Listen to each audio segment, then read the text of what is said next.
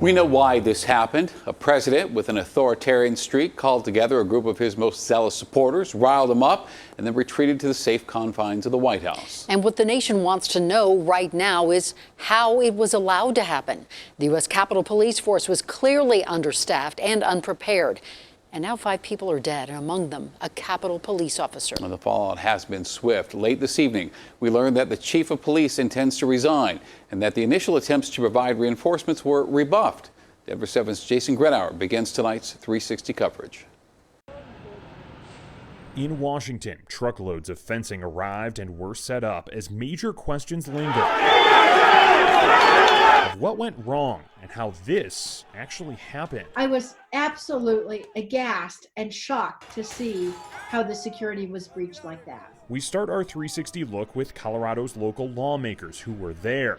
Congresswoman Diana DeGette was inside the chambers as rioters stormed the building and tried to break in. Oh, we're going to find out what went wrong. We're going to find out what went wrong. But it's obvious to me that it was woefully poor preparation by the Capitol Police. If this were a military operation that I were a part of, instantly the chain of command would have already been relieved. Congressman Jason Crow, also inside the chambers at the time, is calling for people's jobs. The Sergeant at Arms has already tendered his resignation, and that resignation will be accepted. We are encouraging the Chief of the Capitol Police to do the same. The chief of the U.S. Capitol Police, Stephen Sund, did announce his resignation late Thursday following pressure from members of Congress and his own police union to do so. Earlier in the day, he released a statement defending the department, writing that the force had a robust plan established to address anticipated First Amendment activities. But make no mistake, these mass riots were not First Amendment activities. They were criminal, riotous behavior. We failed. We did not secure the Capitol. The former chief of the Capitol Hill Police, Terrence Gaynor, calling out his former department for not being prepared. That police force, according to their website, consists of 2,300 officers and has a $460 million budget. It's clear to me that the police were outnumbered, and they apparently underestimated the strength and level of violence in that crowd and overestimated their ability to control the crowd.